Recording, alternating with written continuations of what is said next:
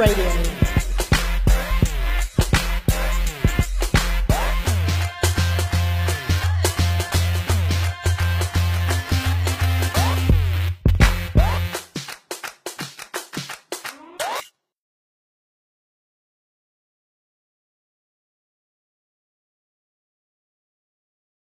By she says, "All right, let me take a look at what's going on." She had me drop my pants. Well, wait a minute. Okay, so you don't have excruciating pain, and Uh-huh. 2 weeks go by. Did she give you some peyote or what? Nah, just a hope and a prayer. Uh huh. Okay. Yeah, and she took a look at it. Her mouth dropped, had a face like she saw a ghost, and my leg was turned in like the letter C. Ooh. Oh wow. She immediately took me to the hospital, and that's where we discovered what was going on. Went through all kinds of tests and needles, tested positive for all kinds of stuff. They had to test family, like it was crazy. So what? I mean, you tested positive for what? Tuberculosis, the cancer, like it just, Wow. yeah, And so your leg was a C. yes. Wow. Yeah. Or was it this way or that way? So Was the it bowed outside- out or so bowed the- in? It was bowed in because the Okay. right side of my leg was shaped like a C. Okay. Wow. Okay. And so you went through this, and you were diagnosed with what at that time? I was diagnosed with the bone cancer at that time. Okay. Yeah. So T, I'm waiting for you to tell. I'm in Yeah, the movie right now. Yeah. So while that's going on, we're in the hospital room. We're in the hospital room. My mother's crying, like all hope is lost. This is coming from, a pastor, but this is her kid, her Mhm. oldest, her firstborn. And I looked to her and I said, "It'll be all right. God got it." And after that, they wanted to amputate. Mm. They wanted to do chemo, which she denied. Mm-hmm. Now, disclaimer, I'm not saying everybody, do that, adhere, God, yes, but also adhere to the advice of, the doctors as well. So use your discernment. Mm-hmm. But at that moment, that's where her spirit was leading her. Like, no, we found a doctor Mm-hmm. that developed a surgery to remove the cancer without amputation. Mm-hmm. Great, phenomenal doctor. And he was a brother himself, Mm-hmm. so that was even a plus for us.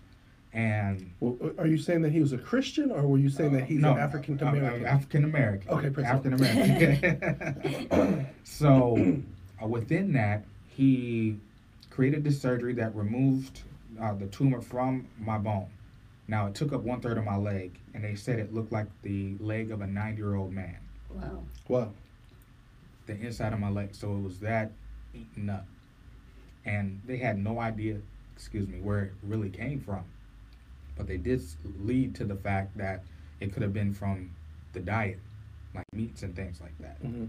So once we've gotten past that part, we started prepping for surgeries and everything like that, which led to a whole series of surgeries. I've had 18 surgeries on my leg. Wow. Wow. 18 since I was 12. And that's Wow. even up to now, Wow. 18 surgeries. And so we had a lot of hope, with that.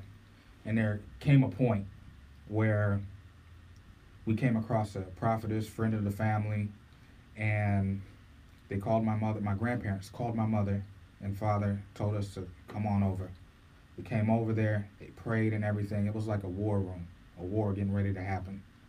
And I was about maybe 13, 14 at this time. And I kid you not, when I saw the woman, I talk about this in my book, it seemed like it was like a beam of light just beaming down on her. Like just you knew God was with her. Mm-hmm. And after they got done praying and everything, she said, "You're going to receive your healing, but you need to walk through something first. It's not going to happen right now, but it's going to happen."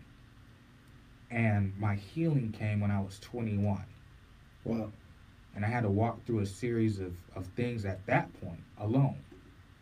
Our house had burned down during that time when we first found out about the cancer.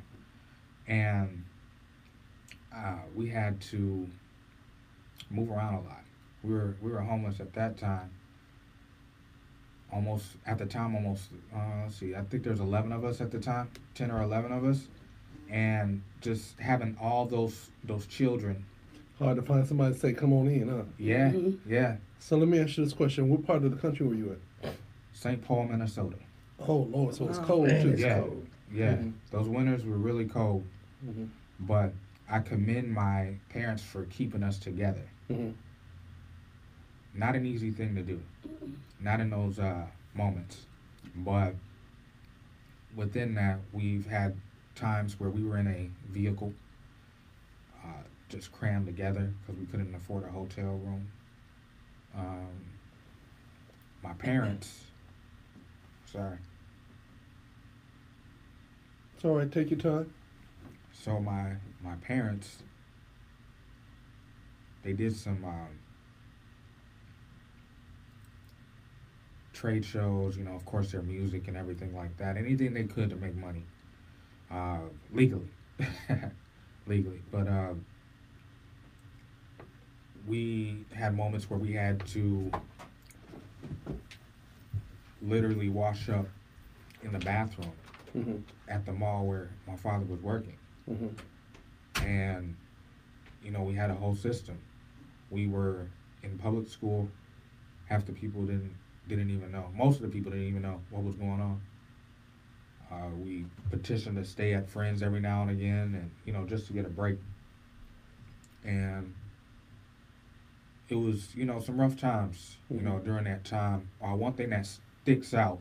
Now, I don't want to tell too much of the book, but I will say this: there was a time we were staying at a church on the floor. One of the pastors out there allowed us to stay there, and it was very bad conditions. But being musically inclined, a musically inclined family, you know, and at that church, we, instead of complaining, we hopped on instruments and praised God in that time. All right, Paul and Silas. Amen. Yeah. Paul and Silas. Yeah, At midnight. yeah, during the midnight hour. Mm-hmm. And I have to say, a week after that, we had an incident where it was at night when we came in, and I noticed off into the distance there was a vehicle just oddly moving slowly, probably about a little less than a half mile out, and the lights shut off. I knew something was about to happen. My mother was in the vehicle, slumped over. My father was trying to get us all in, and next thing you know, there's a gun in my face. It's the police. Someone had called the police on us, thinking we're breaking and entering and all that. And my sister, third one born, was standing next to me, and I placed her behind me as to protect her, as this gun's in my face. So my father's pleading with them. Now,